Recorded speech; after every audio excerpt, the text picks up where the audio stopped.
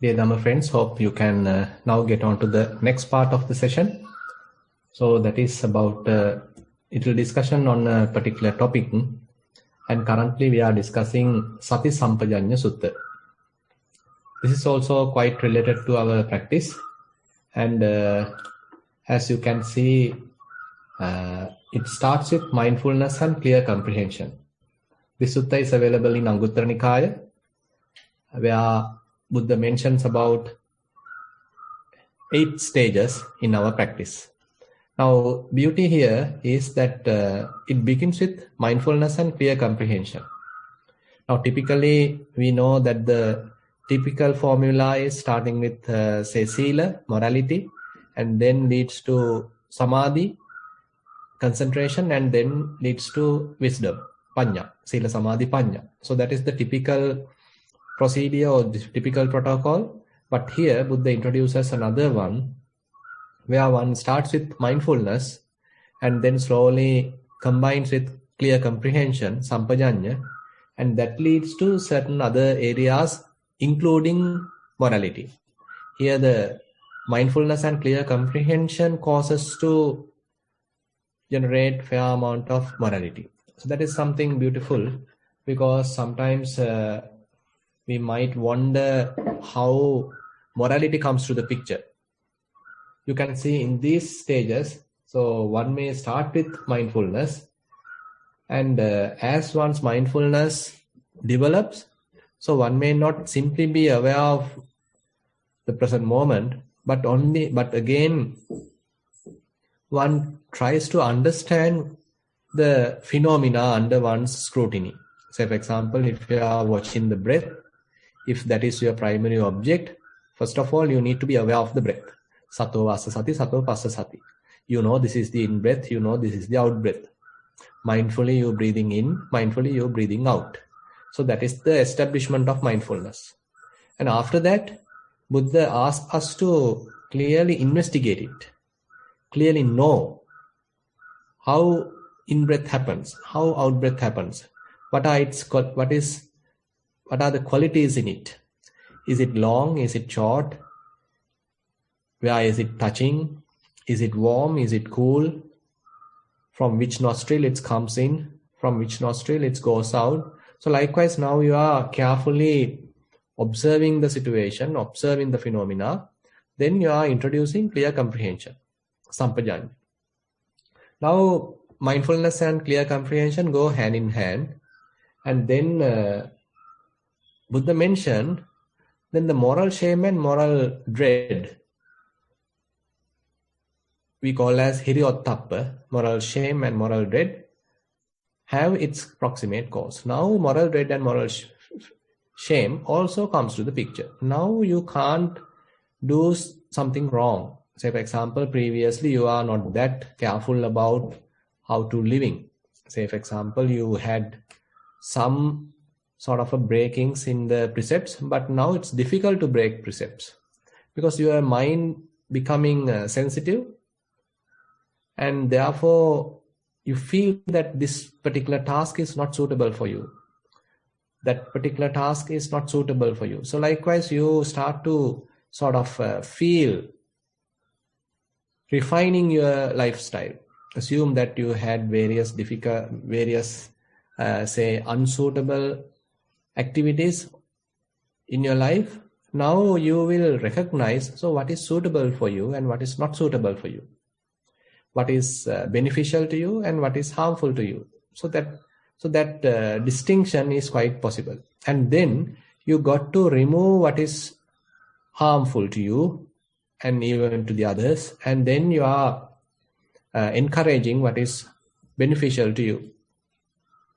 And that is how you are now introducing restraint in the sense faculties, because you understood, okay, if I am continuing to watch these sort of things, it is harmful to me. It agitates my mind. Then I can't properly develop mindfulness, because during my mindfulness session, so much of bad thoughts are coming because I couldn't properly restrain my eyes. I couldn't restrain my ears, nose, tongue, body.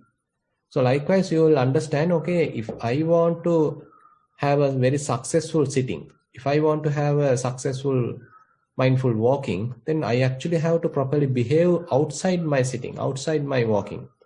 So you are now somewhat concerned about the practice, and you have a sort of a wish to have a successful sitting. And that is only possible if you are actually restraining yourself, little guarding your senses, little careful of what you are doing. And that is how now virtuous behavior comes to the picture. Now you become more and more virtuous.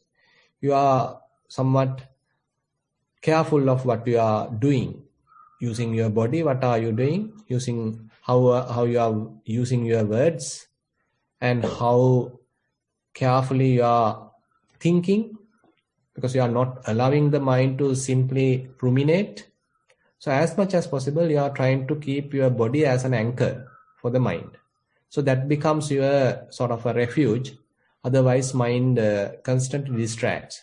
So for the time being, you are using the body, maybe body posture, maybe breathing, various vibrations in the body. So likewise, there may be various processes available in the body, and you are using those as a refuge for your mind, as an anchor for your mind, so that mind has some task to do. Mind is always trying to engage with something in the body. So that would be the first stage. And now, as a result, the mind starts to associate the body. Previously, it's quite difficult. It is constantly driven to the past, to various memories, and to various, say, outside thoughts. But now, it is quite different. Now you are getting something different, where you feel your body, you feel yourself. Your self-awareness has significantly improved. Not only yourself, now even about the others you are somewhat concerned. Someone else's feelings you can actually now sense. How another person might think, how another person might behave. Even that might be able to actually guess properly, because you know about yourself, how your mind reacts, how your mind behaves. And now you are constantly even observing your mind. You may be observing the body, and it leads to observe various feelings. And as you improve, you may even observe your mind. What are the thoughts coming to the mind? What are the thoughts happening in the mind? Why are they coming? So likewise, you are somewhat now vigilant, awakeful about yourself. Now, this leads to have a mind which is more associated in the body. And Buddha mentions, if one continues kaya gata sati, mindfulness on the body, so that leads to have a mind more associated in the body. It does not distract too much now. It does not distract to the past and the future here and there. So rather it likes to stay within the body. Ajjattameva chittam santittati, sannisidati, ekodihoti, samadhiyati. So internally mind becomes collected. Mind becomes concentrated. And it actually enjoys it. It actually enjoys that being within yourself. You feel that you are living. It's a kind of refreshing sort of an experience. Now this actually helps to further concentrate the mind. Assume now you are keeping your attention on breath. Now you can even recognize subtle aspects of the breath. You can recognize how it begins, what is the middle, how you are feeling at the end, and could be even a little gap. Then the beginning of the out breath, the middle of the out breath, the end of the out breath, and a little gap, the next beginning of the in breath. So likewise, very subtle aspects of the breathing is available to you.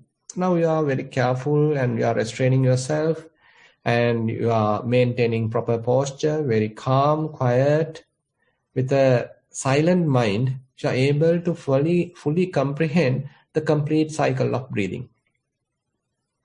And now probably even at this level, you may feel that it is not a single breath. It may be a series of in-breaths. It is not a single out-breath. It may be a series of out-breaths. So likewise, some understanding now develops At the beginning, you were thinking that I am breathing out. But now that I part drops, but you know only breathing. And now even the single breathing drops, rather a series of breathing in, series of breathing out. You can recognize now the compactness view now breaks and things become multiplied. Now you have many things, not a single thing. It's a series of breaths.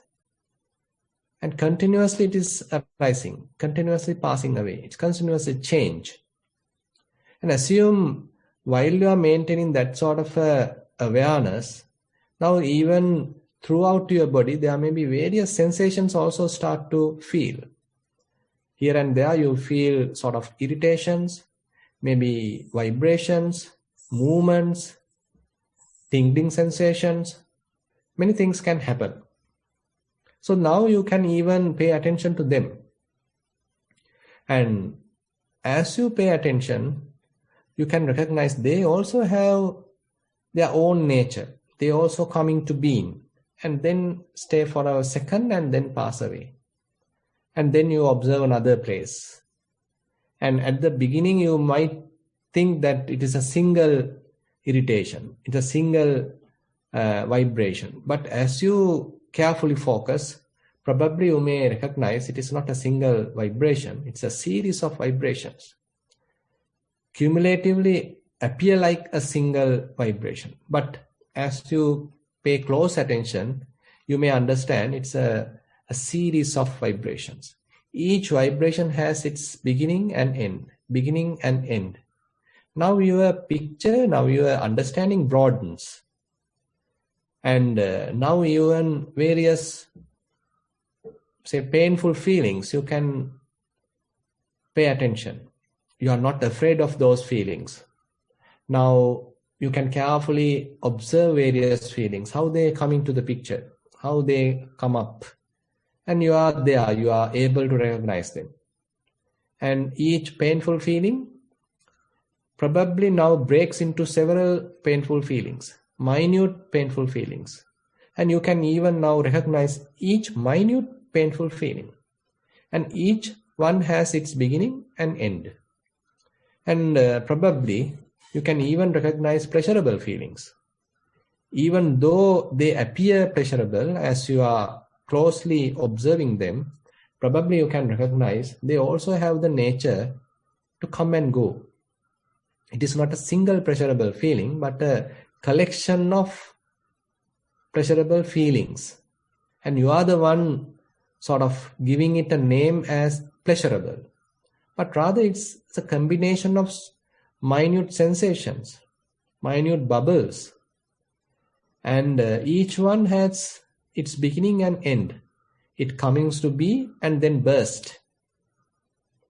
Like a water bubble, it immediately builds up and immediately bursts. And even say this equanimous feeling. Previously you were simply ignoring them, but now you have the capacity to watch each and every minute equanimous feeling. Say for example, in your body, there may be very subtle sensations, various feelings. They are not pleasurable and they are not even painful, but they are sort of equanimous and you can recognize them. And as you closely pay attention to them, you may understand those are constantly available. Constantly these vibrations are available. And this body is nothing but vibrations, nothing but movements, nothing but sensations. So you feel that what a suffering going on, how impermanent this whole thing, how transient this whole thing. And is it under my control? Now your mind starts to question. Is it under my control? Is it possible for me to arouse these pleasurable feelings? Is it possible for me to quickly get rid of these painful feelings? Or do they have their own agenda? They are arising due to various causes and they pass away according to their own agenda. and you have no control at all.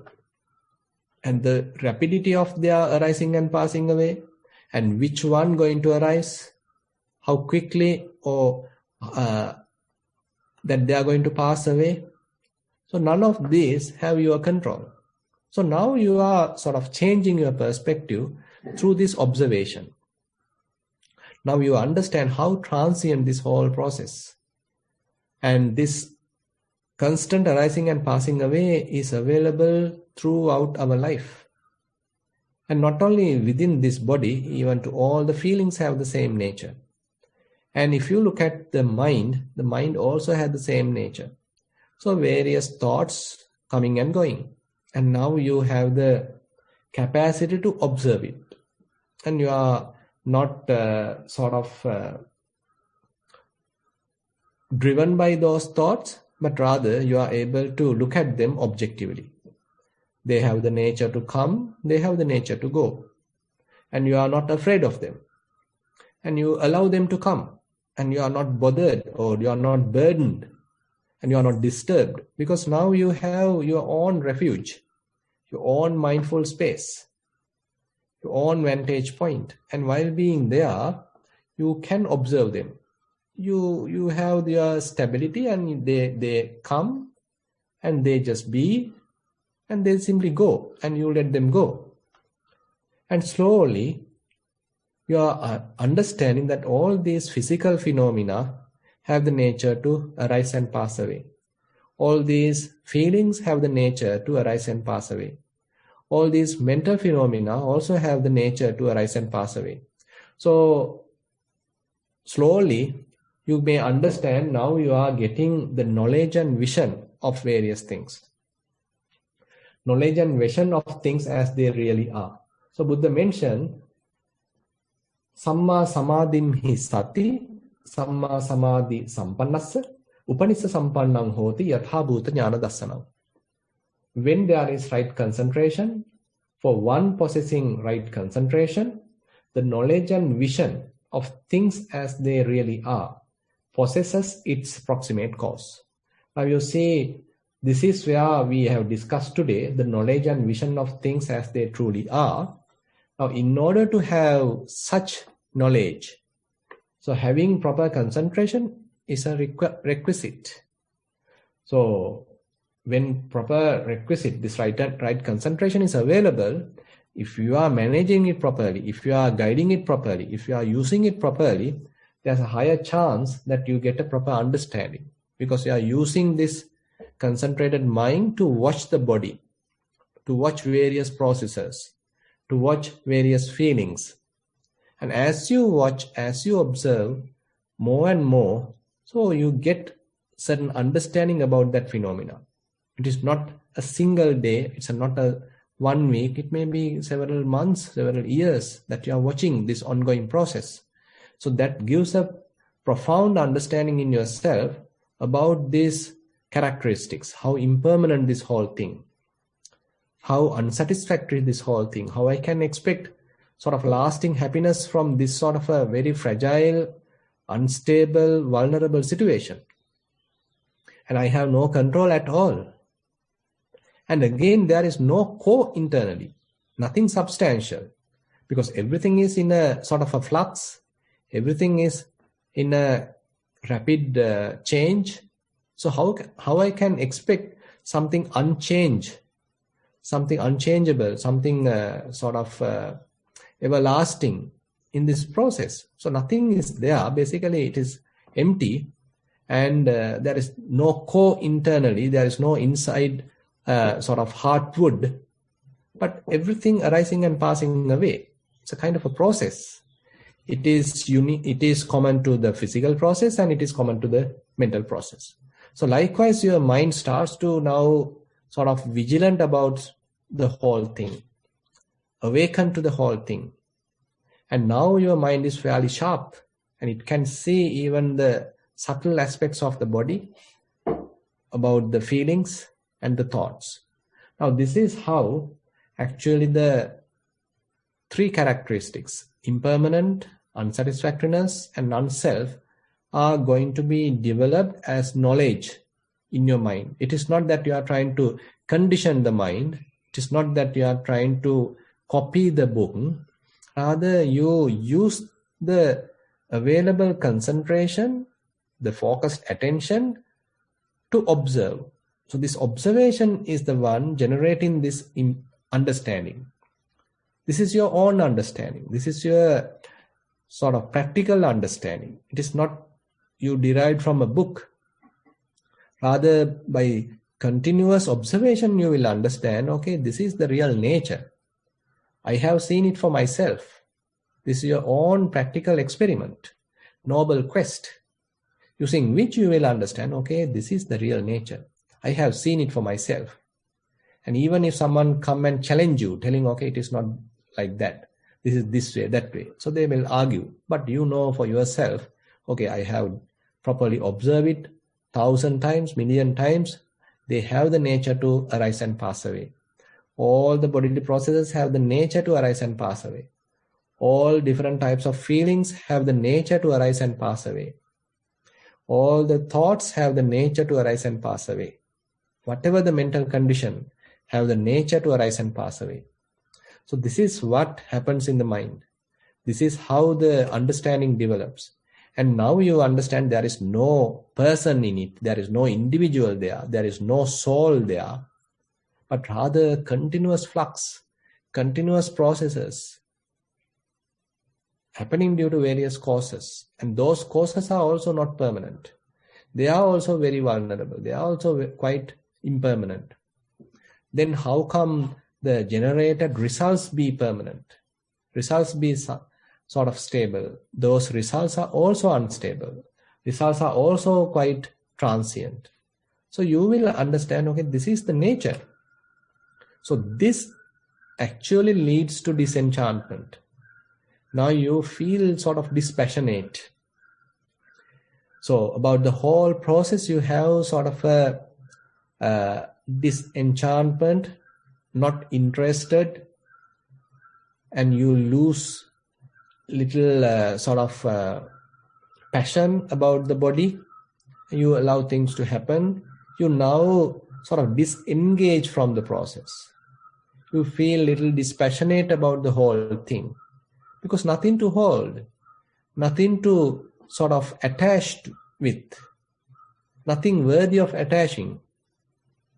So this is the kind of a next stage that Buddha mentioned. Disenchantment and dispassion arise in the mind. So with that, actually, I like to conclude today's Dhamma sermon. Probably we can discuss these few parts again on the next week. And now I like to open the session for questions. Sorry, Bhante. Currently we have 2 questions. Question number 1 is actually a request. Dear Venerable Bhante, for the next Sutta teaching, I would like to hear the Sutta that explains emotions are like bubbles analogy. I think Bhante did a short gatha on it one day. Thank you, and with metta, that's the end. Yeah, I think you are referring the Pena Pindupama Sutta. I think I didn't discuss the complete Sutta, but rather I referred it while I was discussing Satipatthana Sutta. But as you request, we can take it as a complete topic, as a single topic, so that we can discuss. Sure, we'll do that. Question number 2, sitting mindfulness. Dear Bhante, much merits for your valuable program, and like many others, I was lucky to join in and learn the true practice of mindfulness using the methods you have mastered over the years. I have submitted several reports in the past that my sitting and walking practice are progressing well, as per Bhante's guidance and to my satisfaction. Overall, I can see the progress and calming down effect in my life. I have found a new perspective to look at things, which is much more stronger and sustainable, that the values and principles we derive from the cultural upbringing and the society. My question is directly from the practice, but at a summarized level. During the practice of the last 8 to 10 months, especially during sitting session, I have so far come across 3 states of mindfulness or observation levels. The first level is the direct observation while immersed in the mindfulness object itself, the breath and walking to start with. This is where we get all the information and details which are not available when we are unmindful. The second level is when the details fade away and the observation happens from the middle, at a distance, without adherence to any specific object. At this level, this object changes without much of our control, and in my case, the breath may appear subtle at a distance, focus getting shifted to the body and various element characteristics during some periods, for several weeks, hearing the sound of silence, etc. The third level, which is after continuous practice for months, is completely different. It seems to be snapping out of this unattached or middle ground observation state. Sometimes it appears as a jerk and momentarily blackout, and other times it appears like a momentarily sleeping. There are no observations during this period, but I have a strong feeling of continuous mindfulness throughout. As we are seeing from the experience reports, many of us are now familiar with the first and second states of observations. There are some indications of the third type of observations, but not common. I appreciate if Bhante can explain a bit on this phenomena of snapping out like a blackout, while we are confident that the mindfulness was intact afterwards. That's the end of the question. Yeah, good. So basically, this is how the whole experience may evolve.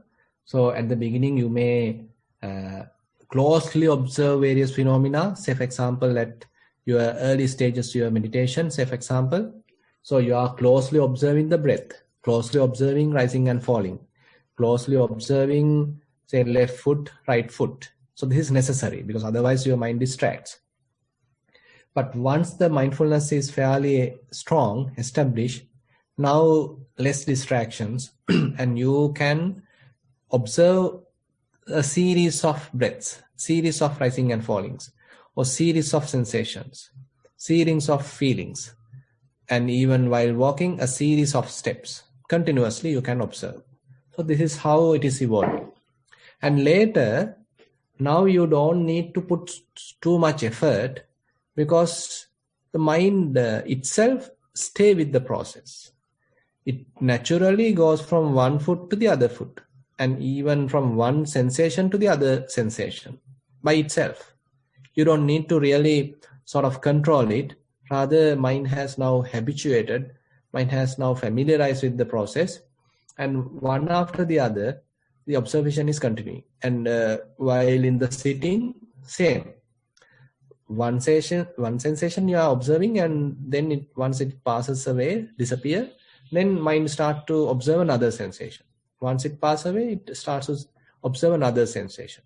It may be rising and falling, same situation. Now you have sort of some relaxed attitude because you don't need too much worry about the situation because mind itself is doing it well and you can simply allow it to happen. Now this is how you feel that now the walking happens. It is not that you are walking, I am walking, but right now walking happens. And you simply, like an outsider, you simply watch it. So sometimes we call it parato, like an outsider, like a third person. You are watching that body walks. Like an outsider, you are watching that body breathes. The body is going through various sensations. You, like an outsider, you watch.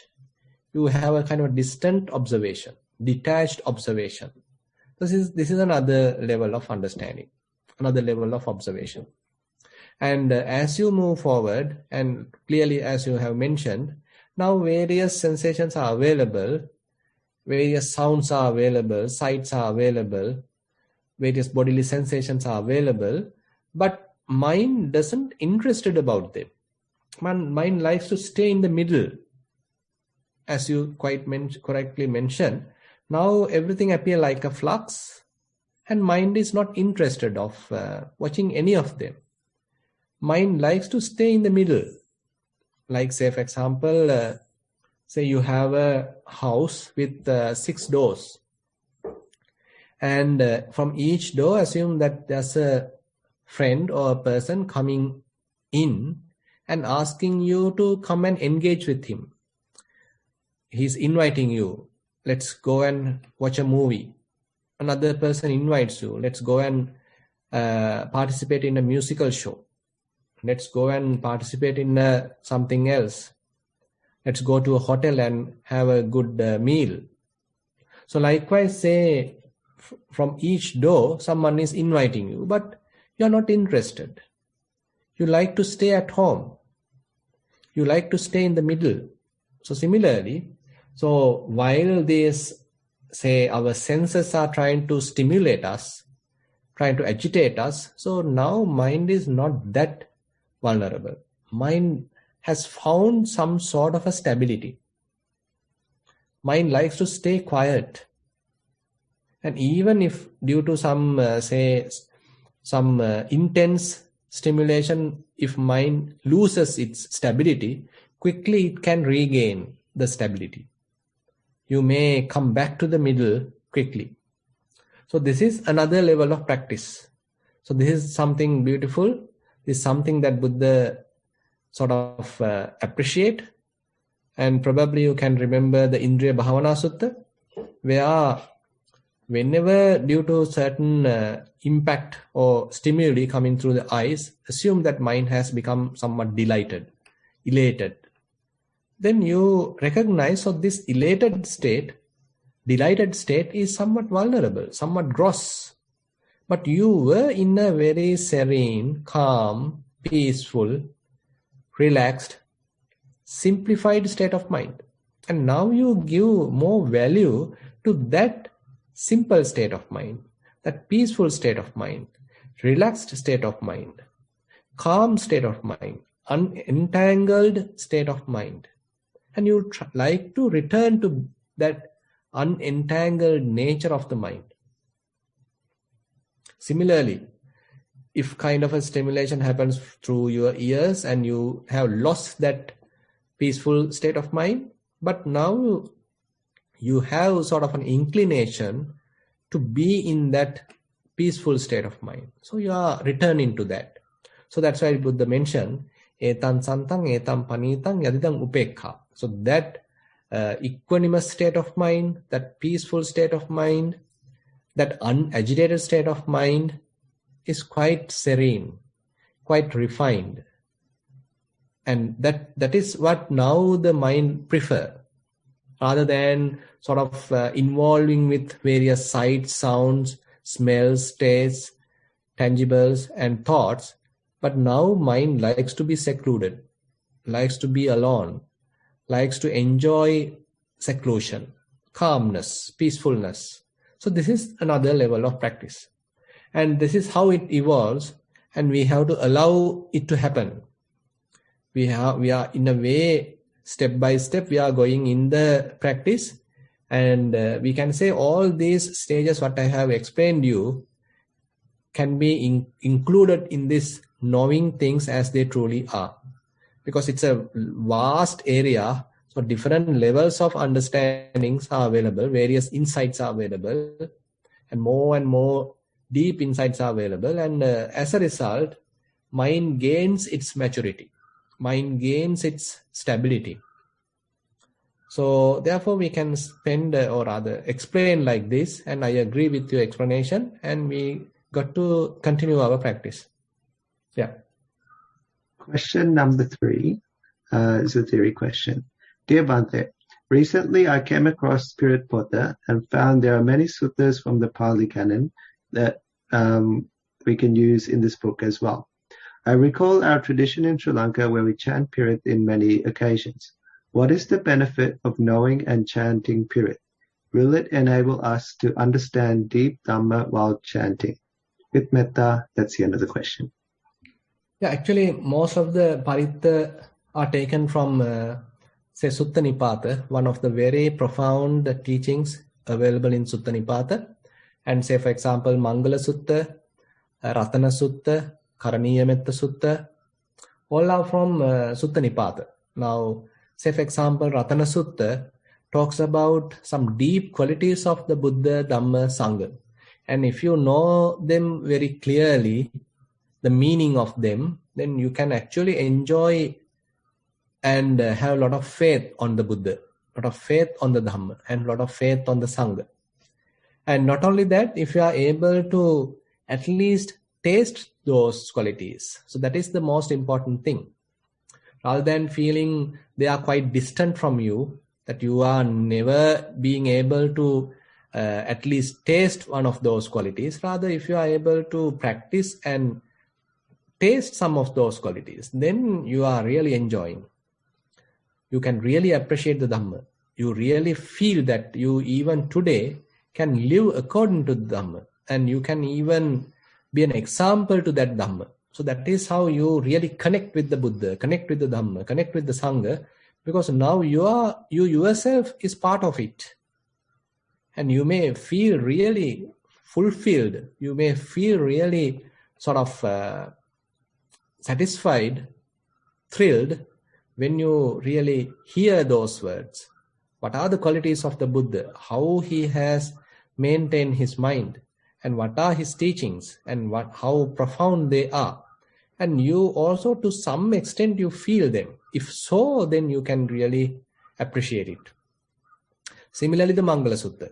Say all the facts mentioned in the Mangala Sutta, we can say emphasize the dependent origination, emphasize cause and effect relationship. You are not simply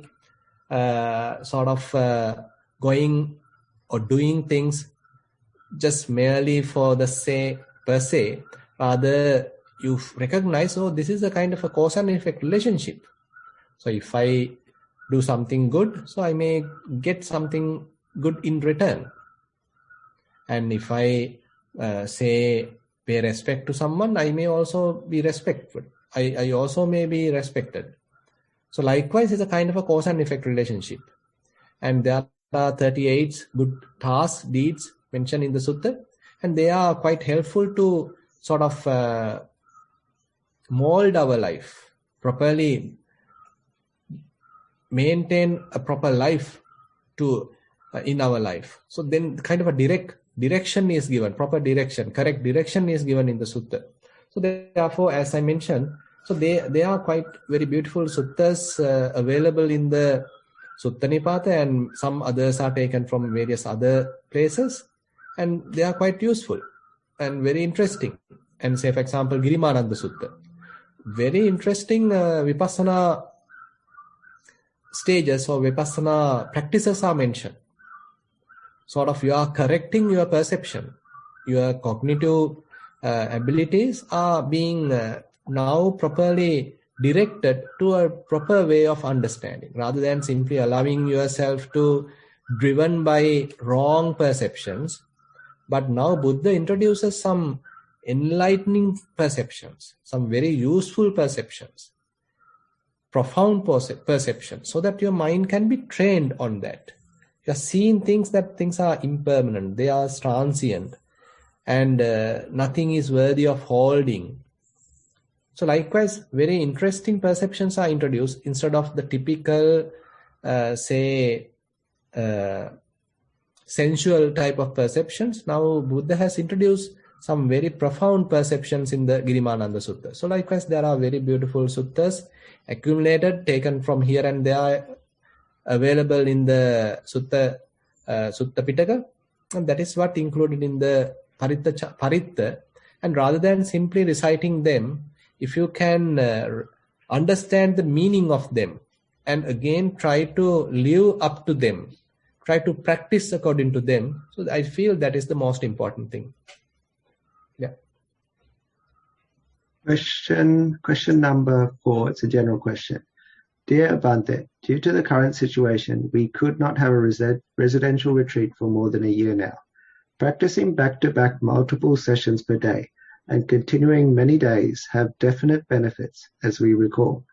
Appreciate if Bhante can elaborate a bit on your experience of how a rigorous, regimented practice helped you during the past. With metta, that's the end. Yeah, regimented practice. So this is actually have some benefits as well as some bad effects as well. Because you need to have a balanced practice. So if you have sort of a too much regimentation, so it doesn't generate sort of a positive atmosphere in the mind. You know, if your mind to be concentrated, Buddha mentioned, Sukhino Chittan Samadhyati. And if you have to feel sukha, happiness, then you need to have kind of a piti, rapture. If you want to have rapture, you need to have pamoja, pramoda. So that is the kind of feeling lighter, feeling happy, feeling calm. So these are all positive qualities. But if you introduce too much regimentation, so that is actually become somewhat dry, somewhat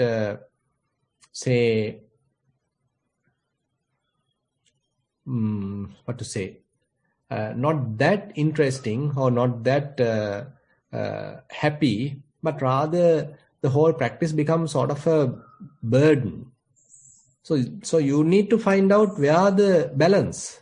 It is true that I have to practice vigilantly, I have to practice daily, it is true. But while practicing, have a very relaxed attitude, have a very relaxed engagement in the practice. So you are maintaining proper schedule, timetable, true. But once you are doing it, once you are implementing it, be happy about it. You appreciate it. Now you calm down yourself. Don't be in a hurry. Don't be in a rush. Don't think that I have to achieve something. Rather, you enjoy it. You each and every bit of the breath, you enjoy.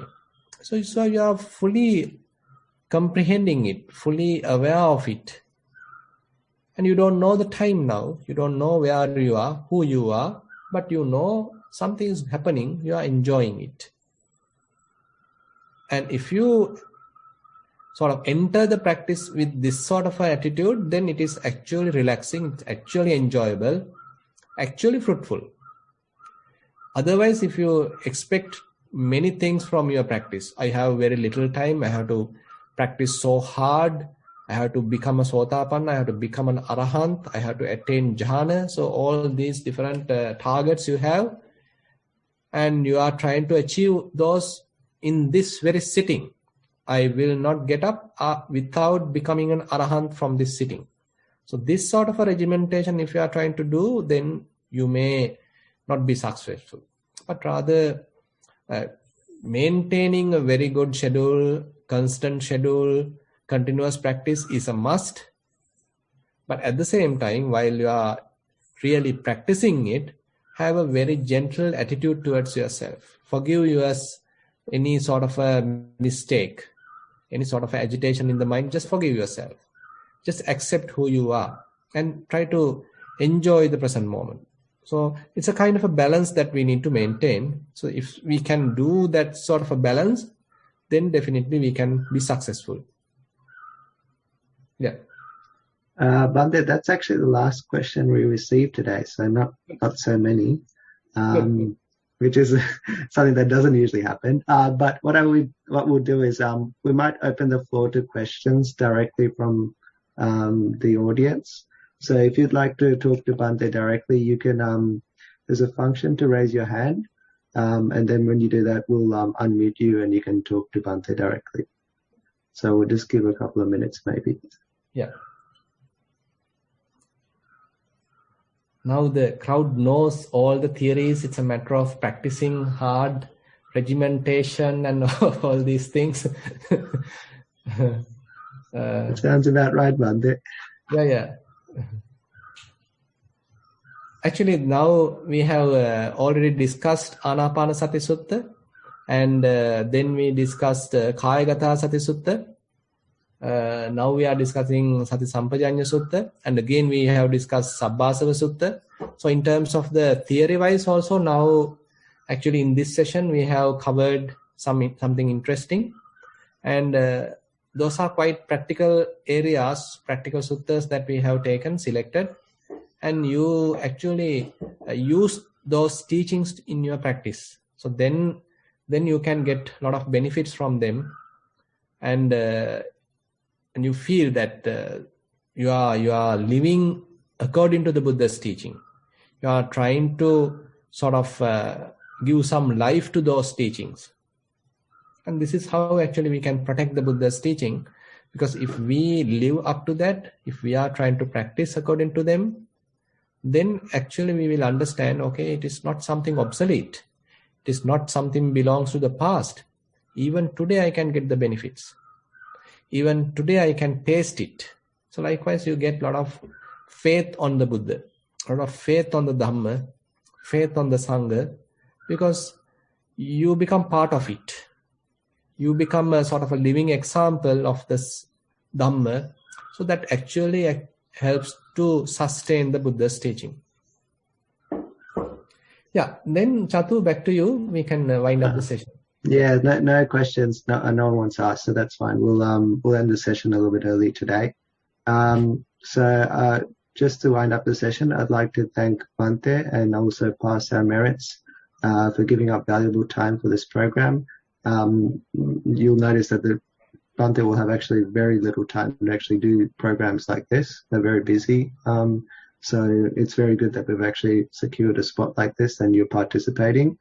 We'd also like to thank the people behind the scenes making this program happen, as well as those people seen and unseen participating and helping with this program. And lastly, I'd like to thank and pass merits to all the participants, because without you, this program would not happen. So with that, I'd like to end the session. Thero Saranai. Yeah, Thero Saranai, Sukhi Hotu.